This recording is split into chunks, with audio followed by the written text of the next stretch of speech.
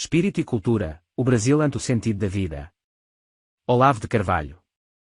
31 de dezembro de 1999. Primeira meditação de Ano Novo. Por vezes, do fundo obscuro da alma humana, soterrada de paixões e terrores, nasce um impulso de libertar-se da densa confusão dos tempos e erguer-se até um ponto onde seja possível enxergar, por cima do caos e das tormentas, dos prazeres e das dores, um pouco da harmonia cósmica ou mesmo, para além dela, um fragmento de luz da secreta ordem transcendente que, talvez, governa todas as coisas. É o impulso mais alto e mais nobre da alma humana. É dele que nascem todas as descobertas da sabedoria e das ciências, a possibilidade mesma da vida organizada em sociedade, a ordem, as leis, a religião, a moralidade, e mesmo, por refração, as criações da arte e da técnica que tornam a existência terrestre menos sofrida. Nenhum outro desejo humano, por mais legítimo, pode disputar-lhe a primazia, pois é dele que todos adquirem a cota de nobreza que possam ter, residindo mesmo aí o critério último da diferença entre o humano e o sub-humano, ou anti-humano, e, por conseguinte, para além de toda controvérsia vã, a chave da distinção entre o bem e o mal. É bom o que nos eleva à consciência da ordem e do sentido supremos, é mau o que dela nos afasta. Não tem outro significado o primeiro mandamento, ama a Deus sobre todas as coisas. Acontece que a esse impulso fundamental corresponde um outro, derivado mas não menos forte, aquele que leva o homem que entreviu a ordem e o sentido a desejar repartir com os outros homens um pouco daquilo que viu. Não há certamente maior benefício que se possa fazer a um semelhante, mostrar-lhe o caminho do espírito e da liberdade, pelo qual ele pode se elevar a uma condição que, dizia o salmista, é apenas um pouco inferior à dos anjos. Tal é, substancialmente, a forma concreta do amor ao próximo, dar ao outro o melhor e o mais alto do que um homem obteve para si mesmo. Amamos o nosso próximo na medida em que o elevamos à altura dos anjos. Fazemos-lhe o mal quando o rebaixamos à condição de bichinho, seja com maus tratos, seja com afagos. Nessas duas exigências está contida, dizia Cristo, toda a lei e os profetas. Para grande escândalo do relativismo pedante que desejaria nos convencer da geral discórdia entre os valores culturalmente admitidos nas várias sociedades, a universalidade desse duplo mandamento é um dos dados mais evidentes da história mundial. Não há com efeito civilização, por mais remota ou bárbara, que não tenha valorizado, acima de todas as outras virtudes e motivações humanas, o impulso para o conhecimento e o ensino da única coisa necessária. O prestígio universal do sacerdócio, no sentido amplo que Julian Benda dava à palavra clerc, que inclui a presente classe dos intelectuais, é o mais patente sinal de que, por trás de toda a confusão aparente das línguas, a humanidade unânime tem plena consciência de uma hierarquia de valores que, se fosse questionada, suprimiria no ato a possibilidade mesma do questionamento, já que não se pode questionar um saber exceto em vista de um saber mais alto. Há observações gerais, suficientemente óbvias para só terem de ser lembradas explicitamente em situações de desorientação e confusão incomuns. Eu desejaria aqui dar alguns desenvolvimentos mais particularizados e mais ligados à existência histórica, concernente, de um lado, à cultura e à civilização, consideradas ainda em escala geral, de outro à presente e catastrófica situação da cultura brasileira. Com relação ao primeiro ponto. Embora o impulso ascensional a que me referi seja sempre e universalmente o mesmo, o movimento de doação e repartição que se lhe segue tem de tomar, por força, a forma dos canais de comunicação existentes numa sociedade historicamente dada, língua, símbolos, valores, etc.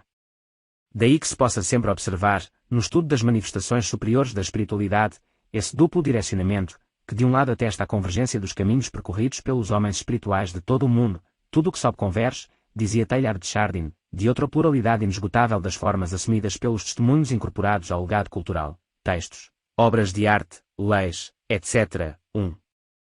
2. Todo fenômeno de ascensão interior, sem exceção, começa sempre com um indivíduo isolado, e que, no curso da sua caminhada, é levado a isolar-se ainda mais da comunidade em busca da necessária condição de concentração espiritual, e se completa com a irradiação de parte dos conhecimentos obtidos, de início numa discreta roda de companheiros ou discípulos investidos da mesma disposição para o isolamento e a concentração, em seguida em círculos cada vez maiores, até abranger comunidades, sociedades e civilizações inteiras.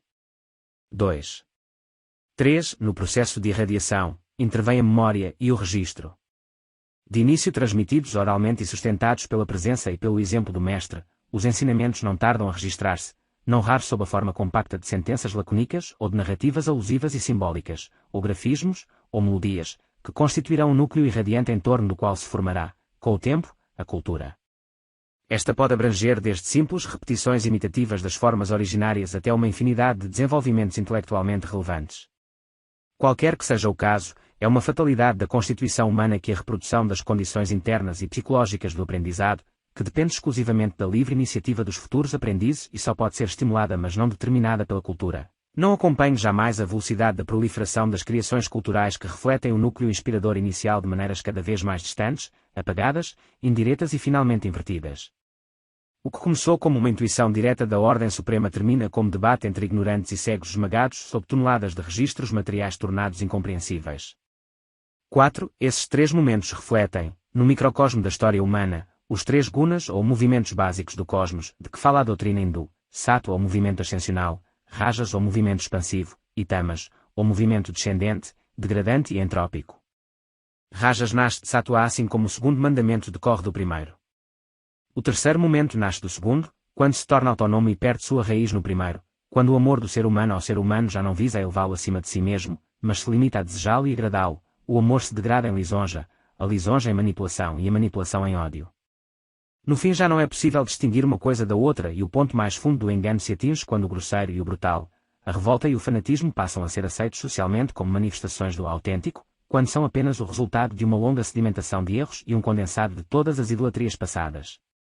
Na esfera intelectual, a mesma coisa, quando o ensino e a cultura já não transmitem a inspiração originária mas põem em seu lugar o culto idolátrico das formas acumuladas historicamente, o que pode tomar a forma do dogmatismo seco, ou do estetismo, ou do formalismo social, etc., ainda resta a possibilidade de uma reconquista do sentido interior, mas a proliferação mesma das criações culturais, ilusoriamente tomada como riqueza, torna isso cada vez mais difícil, e por fim a acumulação de pontos cegos se condensa num aglomerado de erros fundamentais, uma revelação satânica, que, justamente por seu caráter compacto, obscuro, brutal e impressionante, é tomada ilusoriamente como uma descoberta libertadora.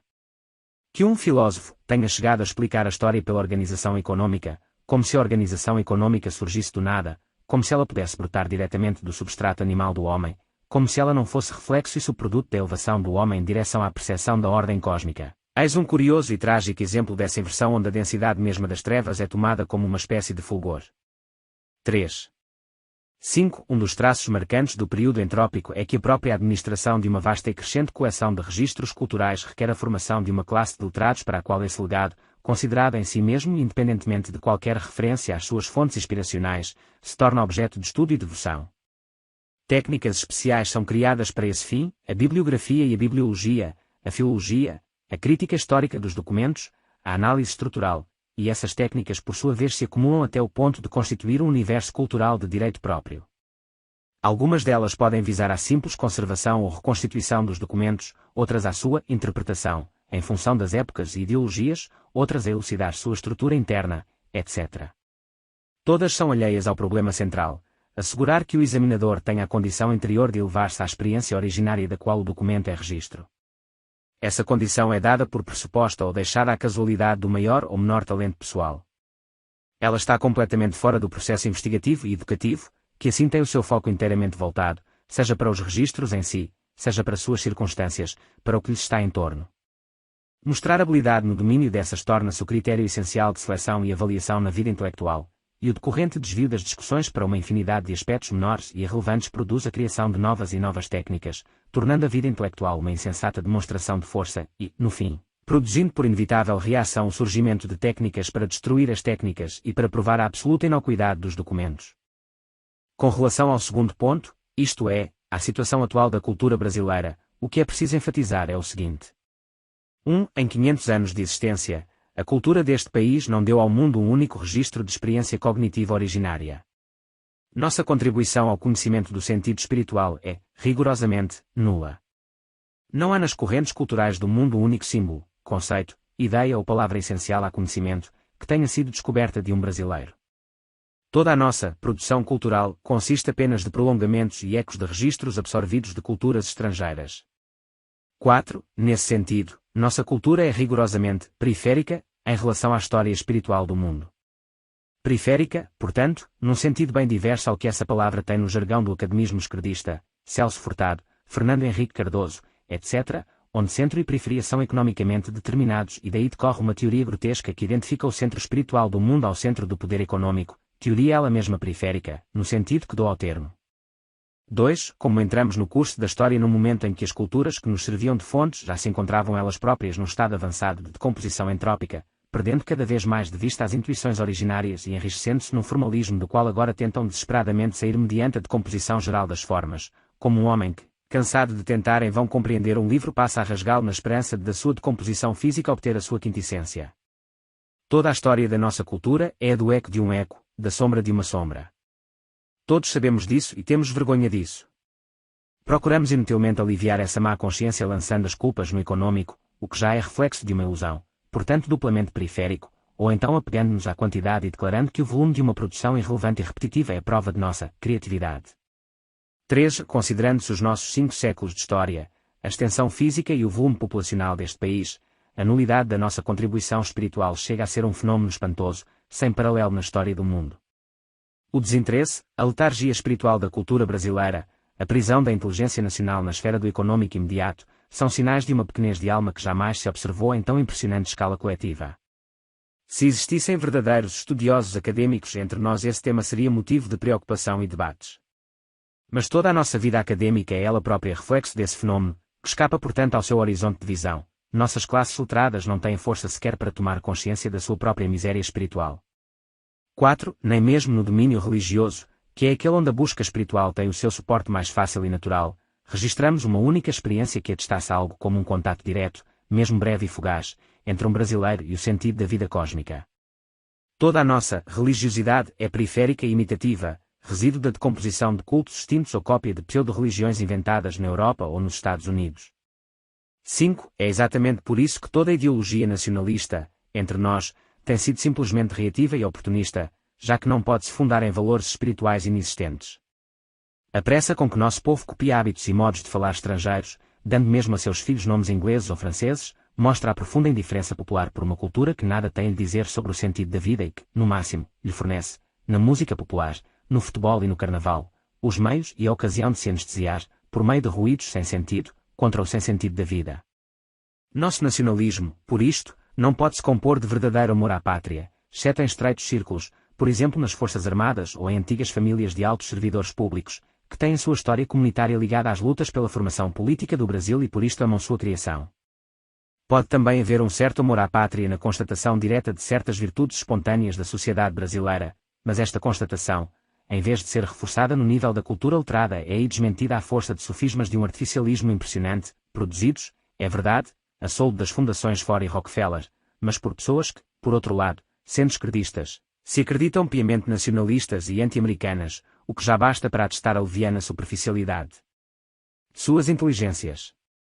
Fora disso, o nacionalismo no Brasil se constitui apenas de ressentimento anti-americano, motivado antes pelas culpas recalcadas da classe letrada do que por queixas objetivas, embora estas existam, e não tem nenhum fundamento cultural autêntico. 6. Toda a aspiração nacional de tornar-se grande potência com uma base cultural tão nula está condenada, de antemão, seja ao fracasso, seja a um sucesso que se tornará, caso alcançado, um flagelo para a humanidade, obrigada a curvar-se ante a força bruta de novos bárbaros que nem sequer têm um senso próprio de orientação na história onde interferem cegamente. 7. Todo patriotismo, aqui, é investimento num país imaginário e meramente possível, apenas toscamente pronunciado pelas virtudes populares espontâneas que mencionei, as quais aliás se dissolvem velozmente sob o impacto do discurso destrutivo que hoje é o ersatz de moralidade entre as nossas classes letradas. Quem deseja contribuir para que esse país se torne realidade só tem um caminho a seguir: lutar para que a cultura brasileira se ligue às fontes centrais e permanentes do conhecimento espiritual, para que a experiência da visão espiritual ingresse no nosso horizonte de aspirações humanas e, uma vez obtida, faça explodir, com a força das intuições originárias, todo um mundo de formas imitativas e periféricas, gerando uma nova vida. O resto é pura agitação sem finalidade.